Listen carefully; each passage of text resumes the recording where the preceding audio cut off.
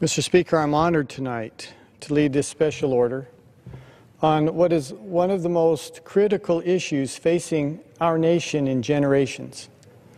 Now, I know that sounds dramatic, and it sounds like it's a statement that is just designed to capture people's attention, but it is actually true.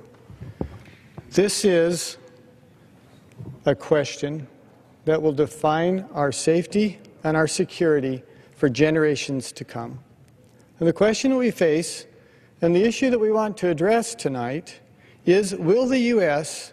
and the international community allow Iran to develop a nuclear weapon? For generations, it has been the policy of Republican and Democratic administrations that we would not allow that to happen. It's critical to the security of our friends and allies in the region that we are successful in denying them this.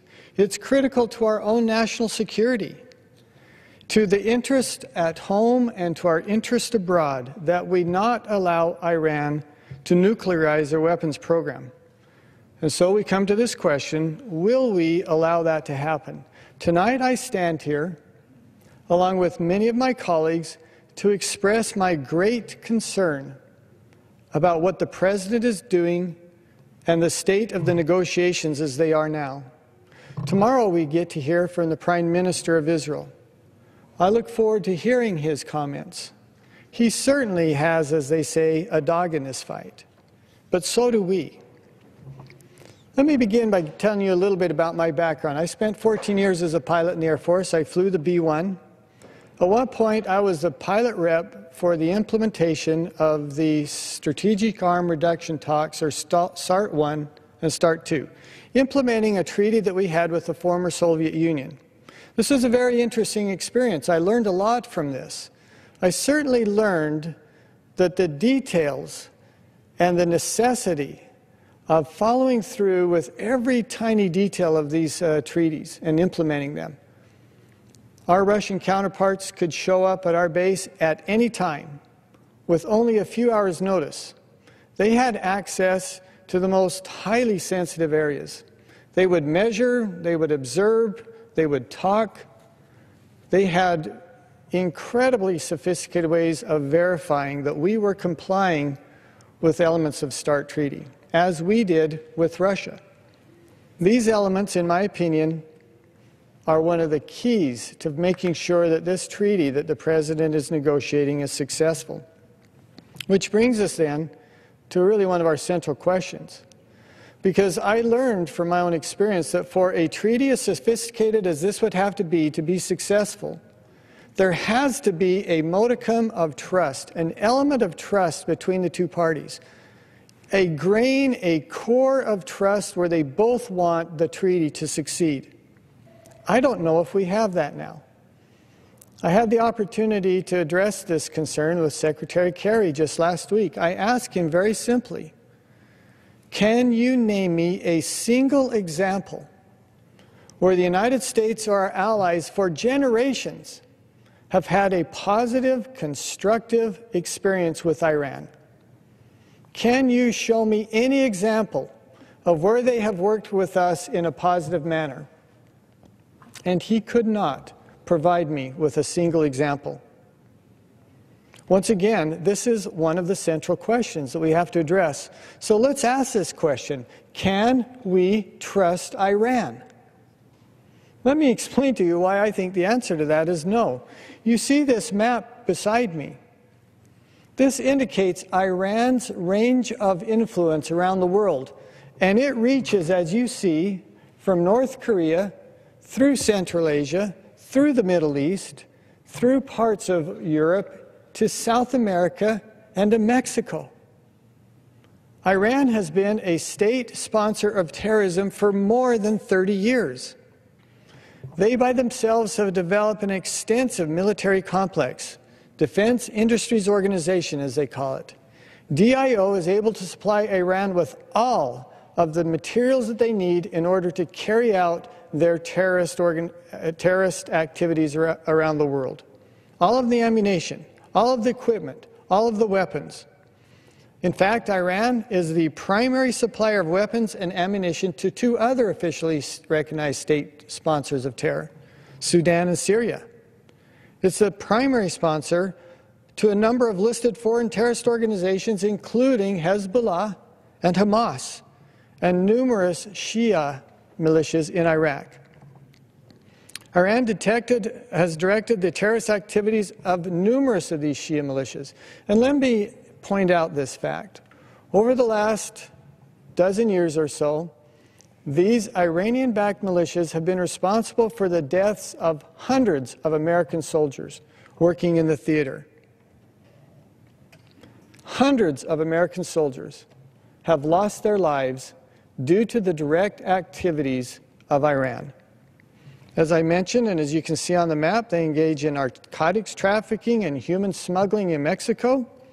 In the tri-border area of Brazil and Argentina and in Paraguay, Hezbollah has a safe haven for recruiting, trading, and fundraising. Even Venezuela is similarly a safe haven. In India, they provide support for Sheikh Khalid Jawad, who is recruiting Shia militias to fight in Iraq and Syria.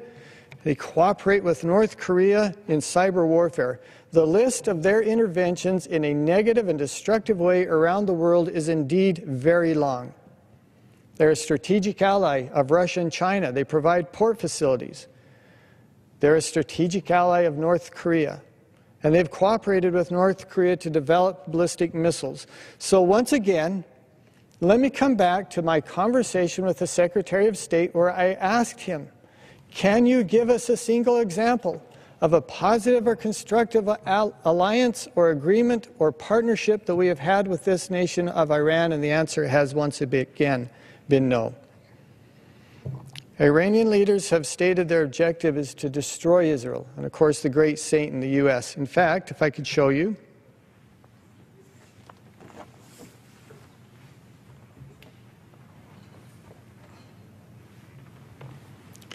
you look at this picture and you may wonder what that is. It's not something taken from World War II or from another war. This actually happened last week, where Iran completed a successful exercise in a simulated attack on a U.S. aircraft carrier. Does that sound like the activity of a potential partner? Hezbollah has stockpiled approximately 60,000 surface-to-surface rockets in Lebanon. Hamas has stockpiled approximately 10,000 surface-to-surface rockets in Gaza.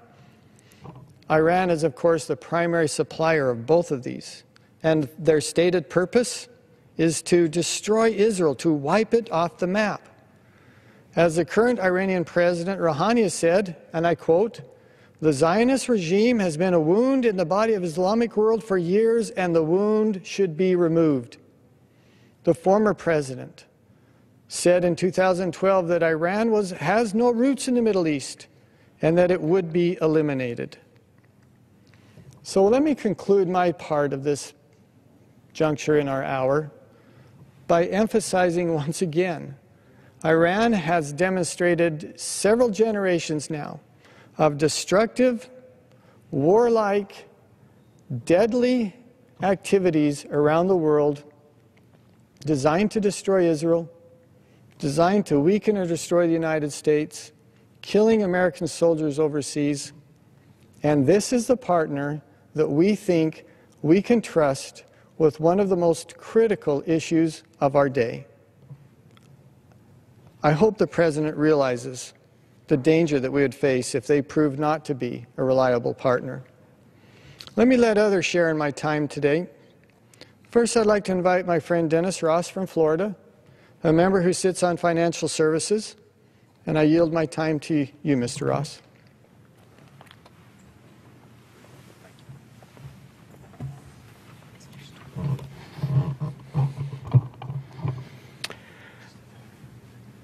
Thank you to my good friend from Utah, Mr. Stewart. Madam Speaker, on November 4th, 1979, the American embassy in Tehran was seized, and Iranians held 50 American hostages for more than 444 days. Each year on November 4th, Iranians celebrate Death to America Day, to commemorate the 1979 seizure of our embassy. So while we are celebrating Thanksgiving and President's Day and Martin Luther King Day and Memorial Day and Labor Day, for the last 35 years, Iran has been celebrating once a year Death to America Day. The party with whom we are negotiating nuclear capabilities celebrates Death to America Day. In 1983, two car bombs exploded in Beirut, killing 300 United States Marines. Iranian-backed Hezbollah militants claimed responsibility for this mass murder. Make no mistake, Iran is a lead sponsor of radical Islamic terrorism throughout the world today, including sleeper cells in the United States. As Mr. Stewart just pointed out, last week, Iran's Revolutionary Guard staged war games in the Strait of Hormuz, and when they blew up that mock U.S. aircraft carrier, Iran's supreme leader, the Ayatollah Khamenei, proclaimed that, quote, Americans are ready to be buried at the bottom of the water. The supreme commander, leader of the party with whom we are negotiating a nuclear capabilities deal. Mr. Speaker, my point is that Iran has a ruthless track record of terrorizing the West, including the United States. Let's be perfectly clear. Iran wants to destroy America, as they proclaim every November 4th, and as they demonstrated last week in the Strait of Hormuz. Iran is a nuclear threshold state. Recently, just 2 weeks ago, I had the privilege of traveling to Israel and meeting with Prime Minister Benjamin Netanyahu. During my visit, the Prime Minister and I discussed in great detail the threat posed by Iran to Israel and the region. Iran openly declares its intention to destroy the State of Israel. Today, Iran has the largest and most diverse missile arsenal in the Middle East. The missiles are capable of carrying nuclear and chemical weaponry within a range of 1,500 miles. With bared teeth, Iran, in conjunction with North Korea, is developing a longer-range missile capable of reaching the United States. In just a few years, they'll have that technology. I'm deeply concerned about the current round of negotiations between President Obama and Iran. The current deal coming out of the White House will allow Iran to develop nuclear weapons after 10 years. A long-term deal that allows Iran to develop nuclear capabilities only strengthens the hand of Iran and fortifies their determination to destroy Israel, dominate the Middle East, the Muslim world, the entire globe, including the United States. Iran said this nuclear program is entirely for peaceful purposes and not aimed at developing nuclear weapons. However, Mr. Speaker, history is replete with examples that argue quite the opposite. Iran is not our friend.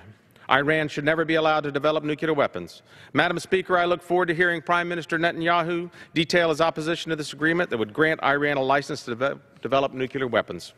President Obama cannot unilaterally implement this dangerous plan. Congress has a responsibility to prevent this foreign policy disaster from ever occurring. We must stand firmly with Israel. Unless Iran is willing to forego its entire nuclear program, the United States should not ease sanctions and should not allow Iran to become a nuclear state.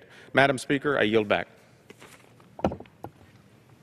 Thank you, Mr. Ross. Thank you, sir, for your comments tonight, for your defense of these concerns that we have. You know, I would ask the question to emphasize something that you said, sir.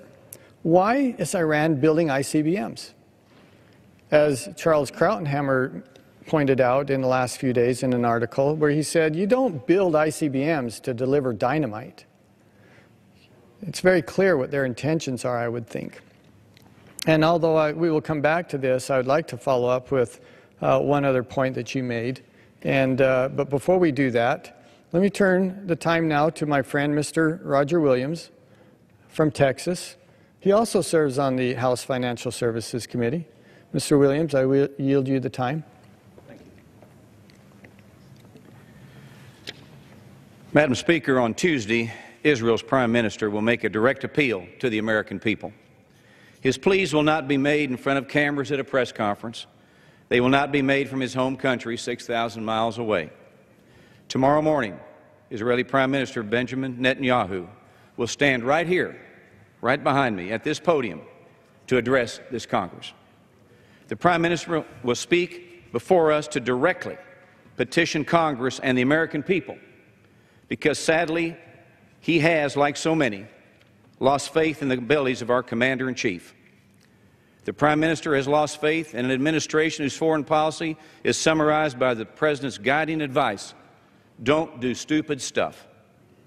He no longer trusts this American President, whose aides slander his name to the press.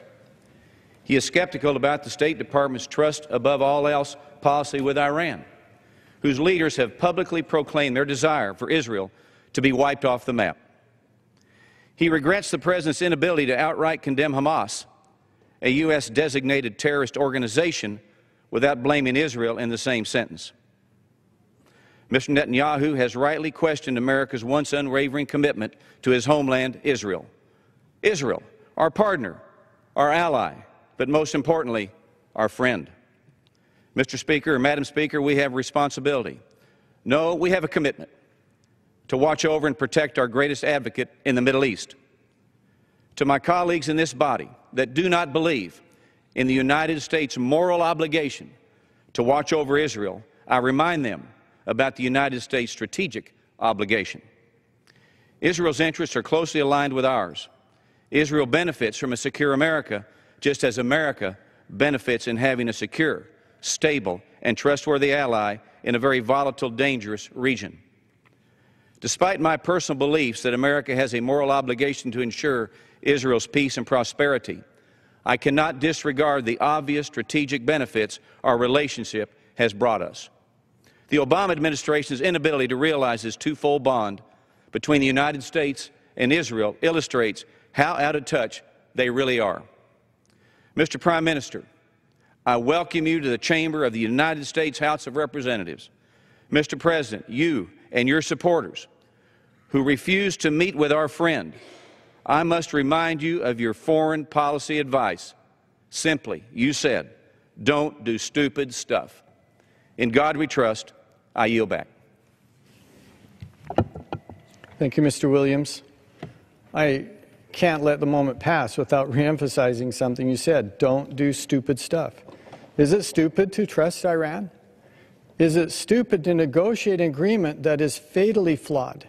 And I have deep concerns about this agreement and that it is fatally flawed. For example, and perhaps most glaringly, there is this provision that allows for a sunset. We're not precluding Iran from developing nuclear weapons. At the very best case scenario, we're simply delaying them from developing nuclear weapons. How in the world is it within the interest of the United States or our allies in the region or others in the area as well to simply say we're going to stop you from developing nuclear weapons for 10 years, which is reportedly one of the provisions of this agreement? That doesn't stop them, it delays them, and it delays them only if it assumes that they adhere to the agreement, something that many of us are very skeptical about. I could elaborate, but let me turn the time now to my friend Robert Pittenger from North Carolina. We came to Congress together. He's active in the foreign affairs community, and I'm proud to say he's the chairman of the Congressional Task Force on Terrorism and Unconventional Warfare. Mr. Pittenger. Thank you, my good friend, Congressman Stewart, for your leadership tonight on this very important timing, precluding the important meetings we will have this week. Madam Speaker, I'm here tonight to pay tribute and gratitude to Prime Minister Netanyahu for taking the time to come to the United States to express his grave concern over the perilous threat that he sees for the United States and for Israel. Since 1948, the inception of Israel, they have been a steadfast, loyal, democratic ally for the United States. They have stood strong as a surrogate in our behalf, fighting terrorism, the Hamas, Hezbollah, Al-Qaeda. Being there, as I saw last week when I was in Israel, up in the Golan Heights, these young men and women 20, 21 years old, tank division, prepared for battle, courageous, down to the Gaza, the same type of commitment, recognition of the realities of those missiles firing across, those missiles that are funded by Iran. I met with the Prime Minister, and I asked the Prime Minister this question, the same question I asked him a year ago. Mr. Prime Minister, at such time that you need America, will America be there for you? And the best answer he could say was, Congressman, I hope so. What a sad commentary on a relationship that we have with our most important ally in the Middle East. The footprint of terrorism of Iran is throughout the Middle East, and yes, throughout the world. They have been the primary funding agent for terrorism for the last 35 years. Every incident that you've seen in Iraq, in Syria, in Lebanon, Yemen, and other parts has their hand of funding and commitment. The Prime Minister understands the critical role that is played in addressing this threat. Like Winston Churchill, he is coming to America to awaken the world to this perilous threat, a threat that Winston Churchill saw, and he spoke of time and again, while the world allowed Germany to take Austria and Czechoslovakia. We deferred, we appeased, we thought nothing else would happen. We've given concession after concession after concession to Iran. $12 billion in repatriated oil profits have been remunerated back to Iran. We have fueled their economy, sustaining their economy, enabling them to go forward. You know, in any negotiation, and I've been involved in many, you succeed with your adversary when you tighten the screws, not when you loosen them. We have had an inverse effect in this entire communication and dialogue with Iran. What we have done is created an entity that is willing and able to continue this further negotiation because we have sustained their economy. Yes, the oil prices have come down, but what if we had kept the screws on them? You know, Soviet Union came to the table back in the late 70s and in the early 80s and through the 80s. And why did that happen? Because we had sustained economic pressure, sustained political pressure, sustained military pressure, sustained human rights pressure. We kept the pressure on. We have relieved the pressure from Iran. And as a result, we are faced with the consequences now where they have changed the entire narrative. The narrative in the beginning was, should Iran have nuclear materials? Now the narrative is, at what level of nuclear materials should we allow Iran to have?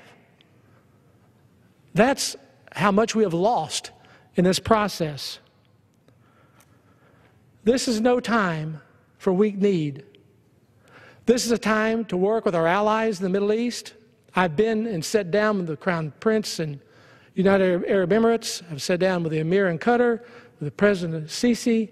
They all understand the gravity of terrorism. They all understand the issue of Iran. The world sees this threat. This is no time to appease. This is no time to defer. This is a time to be strong. Ronald Reagan was strong. The world knew America was strong, and yet he never fired a shot, and the wall came down. When America is strong, the world is at peace. God help us to understand the gravity of this hour, the importance of the message that will come from Prime Minister Netanyahu.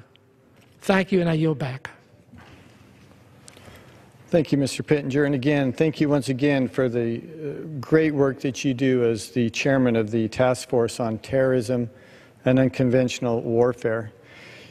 I have to interject here for just a moment something that others have alluded to as well, and that is this idea of a sunset provision. We have to recognize what a dramatic change in policy that is. It is no longer our policy that we would not allow Iran to have nuclear weapons. It is simply our policy, if that provision is agreed to, that we would delay them from having nuclear weapons.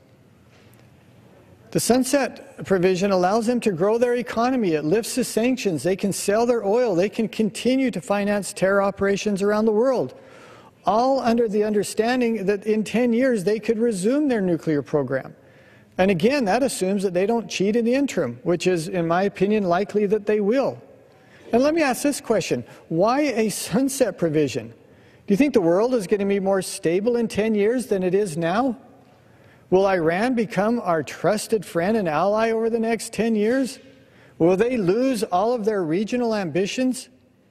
It will lead inevitably to a dangerous and chaotic and destabilizing arms race in the region. And let me quote our own president. In an interview with The Atlantic about 3 years ago, he said, "It will not be tolerable to a number of states in the region for Iran to have a nuclear weapon and them not to have a nuclear weapon." And so the dangers of an Iran getting nuclear weapons that then leads to a free-for-all in the Middle East is something that I think is very dangerous to the world. Mr. President, I could not agree more, which is why it makes no sense for your agreement to contain anything close to a sunset provision that allows them to develop their nuclear weapons a few years down the road. I'd like to turn the time now to my friend Tom MacArthur from New Jersey. He serves on the House Armed Services Committee as well as the Natural Resources Committee. He's one of the bright young members of the Congress. Tom, thank you. Thank you. Madam Speaker, I rise today with so many of my colleagues to not only reaffirm our friendship with the State of Israel, but to express my deep appreciation for it. Our two countries share an unbreakable commitment to the democratic ideals of individual, religious, and economic freedom. Israel stands as a beacon of democracy in a region characterized by political repression. And for that, she should be honored and protected. Our friendship with Israel should not be a political talking point. It shouldn't be a friendship of convenience. We can't settle merely for maintaining the relationship between our two countries. We must strengthen it. Too often we talk about the threats to Israel, or what's in Israel's interest. Madam Speaker, a threat to Israel is a threat to us. Israel's interest is our interest. As our closest ally in a highly unstable part of the world, Israel faces countless threats and challenges to her very existence. Without qualification or hesitation, the United States must stand by Israel's right to defend herself against terrorism and aggression by those who would do her harm. The rise of the Islamic State and the growing instability in the region remind us that we cannot take our ally for granted. We must stand against a nuclear-capable Iran, as we've heard tonight, a very real and imminent threat that would jeopardize not only our ally, not only this region, but the freedom Israel deserves and the stability of the world. The partnership between the United States and Israel is strong. Our shared history of cultural exchange and collaboration has enriched countless lives. Our open lines of trade have benefited not just Israel, but both of our great countries. This is a friendship that will endure for generations, but we have to commit ourselves to it. If we continue our robust military aid and cooperation to Israel to ensure her security in the region, then the United States and Israel will continue to stand together as shining examples of democracy and freedom in the world. Madam Speaker, I yield back. I'd like to thank my friend, Mr. MacArthur, and now recognize another friend, someone who I've come to respect tremendously from the tireless work that she does on the House Armed Services Committee and has become a leader among her peers here in Congress, Ms. Lewarski from Indiana. I thank the gentleman from Utah, and I commend those of my colleagues tonight that are here as well, talking about the existential threat of a nuclear Iran. Madam Speaker, I rise today to express my deepest concern over the growing threat of a nuclear Iran and the threat it poses to the rest of the world. Satellite images show that Iran's nuclear weapons can reach the eastern seaboard of the United States. If Iran, the world's largest state sponsor of terrorism, achieves nuclear weapons capability, the effects would be catastrophic. While it's certain that a rogue Iran would target Israel as a one-bomb country, it's also certain that the U.S. is their target and final target. News from last week's nuclear negotiations with Iran is troubling. Iran will be allowed the right to enrich, retain thousands of centrifuges, which they don't deserve, and build a plutonium reactor which they should never have practical need of. Yet during these talks, they continue to obstruct inspectors who reported last week about the possible existence in Iran of undisclosed development of a nuclear payload for a missile. And what's more disturbing is that amidst of a hurting economy and harsh sanctions, Iran still managed to find a way to build, develop, and test their nuclear weapons capability. Can you imagine the possibility of their capability if the current administration were to even lift those sanctions? One thing is very clear. We've made too many compromises since trying to broker a deal with Iran, and there have been too little consequences for their unwillingness to cooperate. Past administrations were adamant that our position was zero enrichment and zero centrifuges. Under President Obama, this has been abandoned as being unrealistic. Negotiations began with an offer to end Iranian enrichment.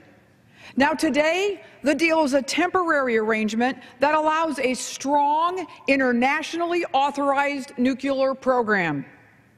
If we lift sanctions and legitimize their nuclear developments, we are sending a signal to the rest of the world that a rogue state can disobey all rules, maintain their supply of illegal enrichment, and still get international leaders to approve an enrichment program. A nuclear-armed Iran would dramatically change the balance of power in the Middle East and threaten freedom and peace for the rest of the world.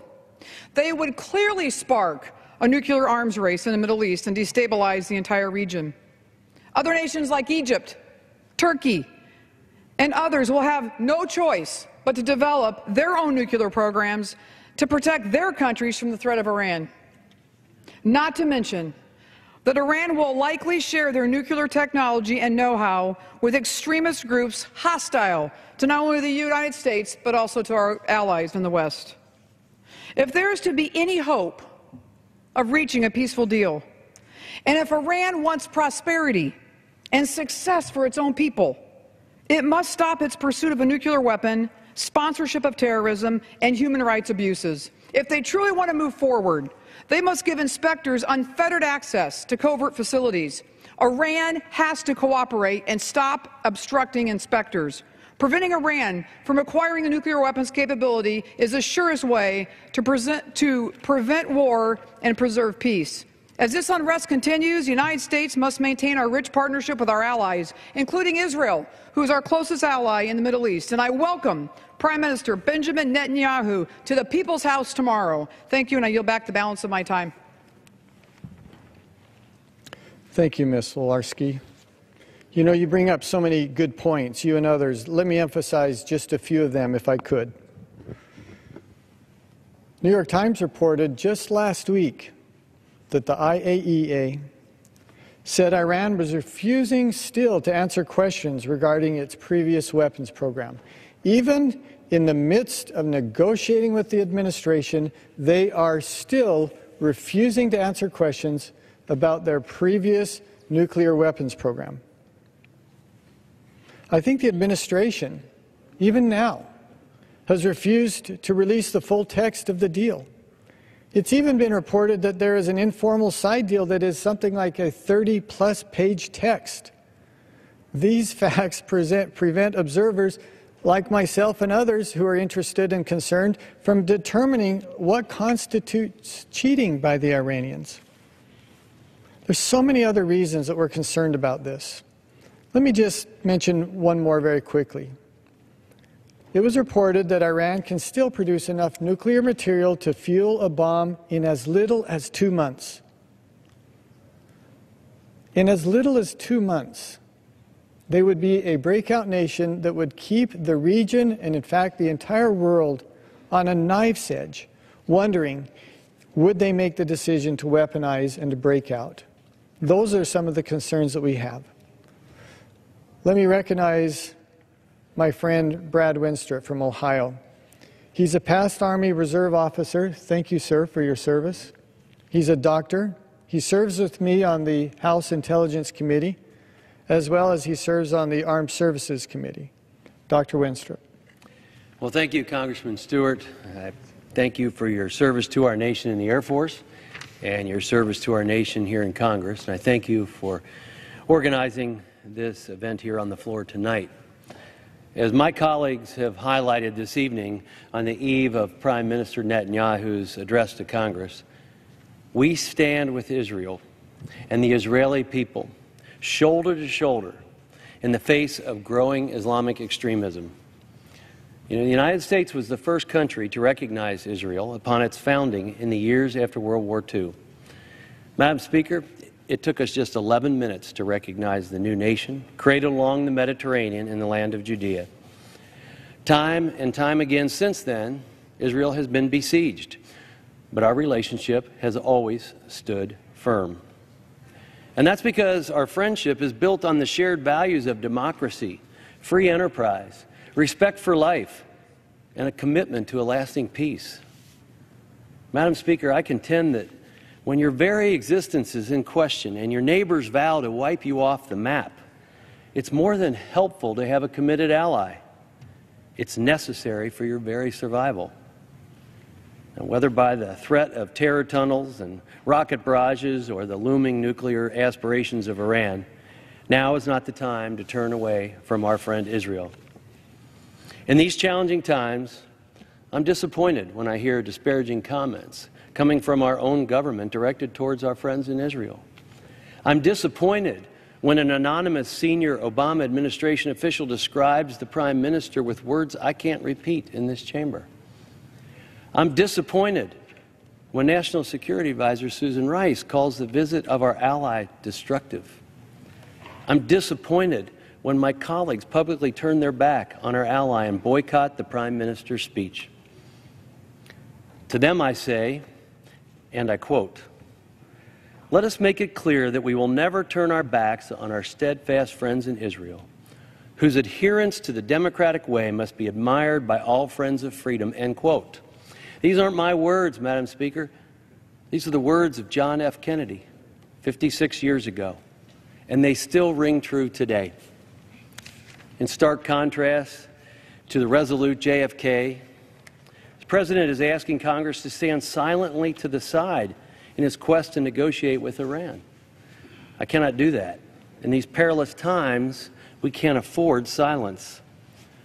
Iran's unhindered quest for nuclear weapons and support for global terrorism threatens the stability of the Middle East, the security of our allies in the region, and the very existence of Israel. Just last week, Iran conducted military drills to sink a replica Nimitz-class aircraft carrier. And while it made for some great propaganda film, I can't say it builds my confidence in Iran as negotiating in good faith. These hostile acts shouldn't be rewarded with further appeasement. Madam Speaker, I dare say that this administration is more willing to negotiate with Iran than with Congress. If this administration was as firm in negotiations with Iran as with veto threats, we might actually stop Iran from getting the bomb. We have a close ally in a dangerous region of the world and must stand strong. We are seeing too vividly the threat of radical Islam as its depravity sweeps across the Middle East. There is no more urgent of a time than right now for Congress to unequivocally stand with Israel. Tomorrow, Israeli Prime Minister Benjamin Netanyahu will be in this very chamber speaking to Congress. The subject matter is timely: the threat of a nuclear Iran. In recent years, I've heard the leaders of the Ukraine and South Korea address Congress, and we'll soon hear from leaders of Afghanistan and the Vatican as well. And I understand that President Ashraf Ghani of Afghanistan was invited in exactly the same manner as Prime Minister Netanyahu. It's curious as to why we don't hear the same roar of disapproval. We know that a nuclear Iran would tilt the balance of power across the region and across the world, throwing weight to the ill-intentioned and the evil terrorist actors. This is a message that bears repeating again and again, whether by me or by the Prime Minister of Israel or by anybody who recognizes the threat. As steadfast allies in our commitment to freedom, democracy, and peace, I welcome Prime Minister Netanyahu tomorrow. And I yield back my time. Thank you, Dr. Winstrup. And so we conclude our time tonight. Do you sense, do you understand, those of you who are listening and watching, do you see that we have legitimate and deeply held concerns about the direction that this administration is moving? There are so many questions. Can we trust Iran? You've seen and heard example after example of how they have worked against our interest, how they have been destructive influence in so many parts of the world. And we asked the question, as I asked Secretary Kerry last week, can you give me a single example of them partnering with us or any of our allies in any positive way? The answer was no. Are we being true to our allies? Israel is our only friend and ally in a chaotic part of the world.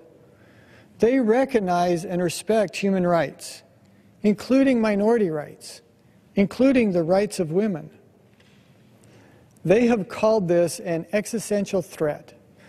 There's a reason they call Israel a one-bomb nation.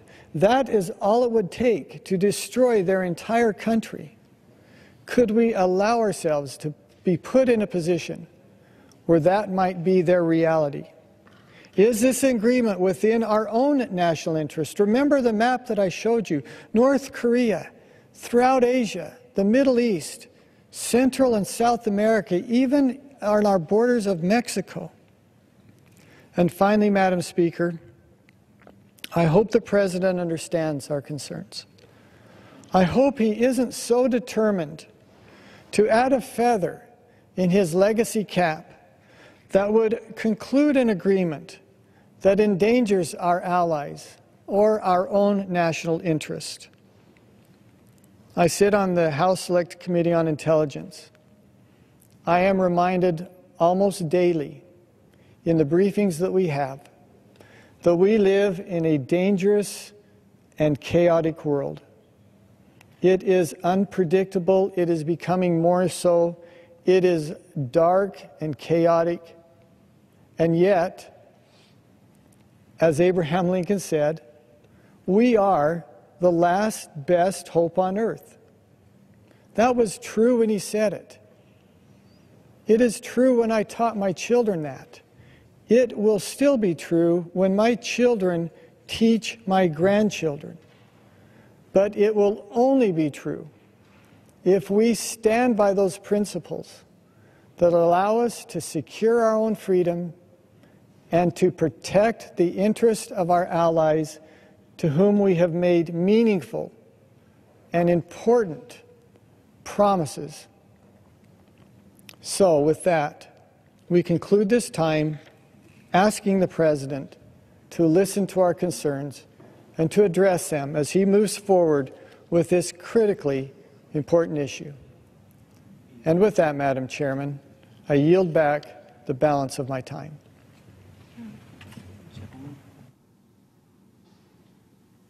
The gentleman yields back his time.